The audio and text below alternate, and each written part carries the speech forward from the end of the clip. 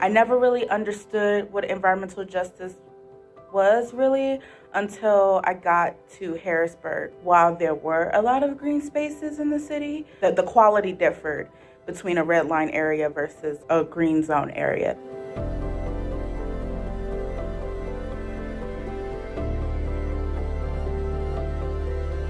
I noticed from a very young age that the things that I like to do in my community and the things that I needed in my neighborhood just weren't there. I was born into an Appalachian family who would always talk about their love for rolling hills and creeks and creatures, but they would never say the word environmentalism or, like resource conservation or anything like that. Seeing the effects of environmental injustice and people not know what that's about, or people having competing priorities and not being able to really focus on the fact that they live next to an incinerator or the fact that they live next to pollution plants until it's too late, until living next to them you have cancer now and it's like, okay, now I have to worry about this. In my first elementary school, there wasn't the cleanest water.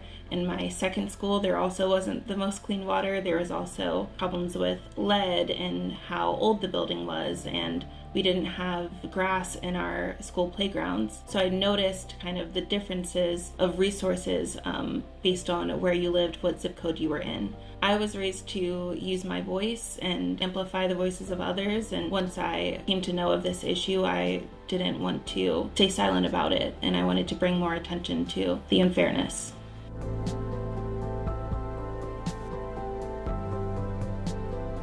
Equity and sustainability are intrinsically linked. You can't have a sustainable population if a population doesn't have what they need to thrive.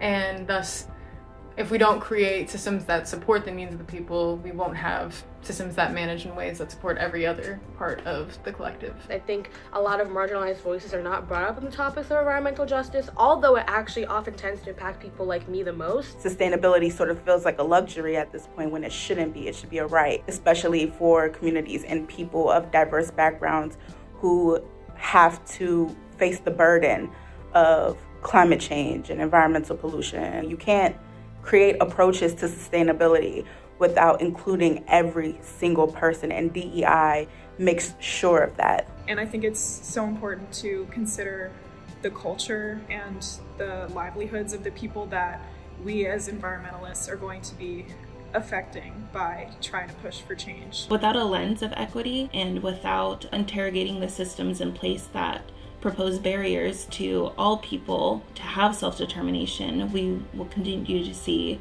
disparities among racial and income lines.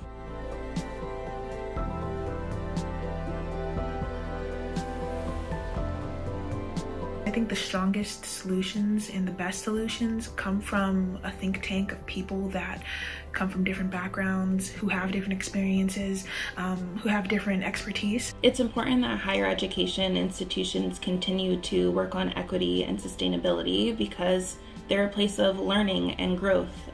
We see education having such a huge role in people's mindsets and what they care about, and thus their actions. Higher education provides a simple framework, getting people who have the same interests into the same room and giving them as much knowledge as an institution can to go out into the world and do good. The researchers of tomorrow, basically the people who are building the world for tomorrow, who are going into the professional spaces, are coming out of these higher institutions. And I think that higher education institutions have such a unique opportunity to really explore the connections between justice and sustainability. And I think doing so has already helped to inform the environmental movement in so many ways. And at the end of the day, this is really one effort. It has been the most effective way for change making to happen. Young people want to see their lives shift in ways that ensure our future and ensure our health and ensure the health of our communities.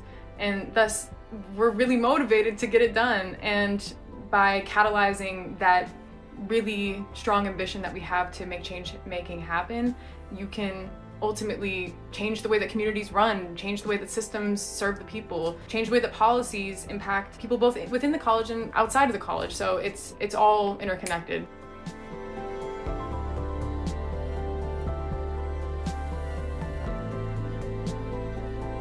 I would really like to see institutions begin to take environmental science, environmental studies outside of just the one department. I don't want to see it sequestered to just one floor in one building. I want to see it across the entire campus. I think it belongs across the entire campus. I challenge institutions to make environmental justice a course requirement for all majors. Making an effort into talking about it as part of coursework could make a huge difference in people's lives beyond just the liberal arts and humanities. I challenge you to see environmental justice as a lens to planning, partnership, implementation, and evaluation, not as an add-on. I challenge institutions to ensure that their resources are being directed to every member of the community in ways that are equitable. And that includes students and dining staff and professors and people who live off campus and aren't even affiliated to the college. We're all connected, and the power of one element of the community leads to the power of another element of the community. I would challenge my institution to get the students away from just being at the lab bench. You can't ignore something and think that it just doesn't exist because you're not talking about it. You need to talk about it, and you need to take a stand, not only for your students, but for the community that walks past the school every single day. You can go out and help the community, but if you're not helping and equipping them with the skills and the tools to advocate for a safer environment, knowing that this environment is not safe, then, you're failing as an institution and you should do better.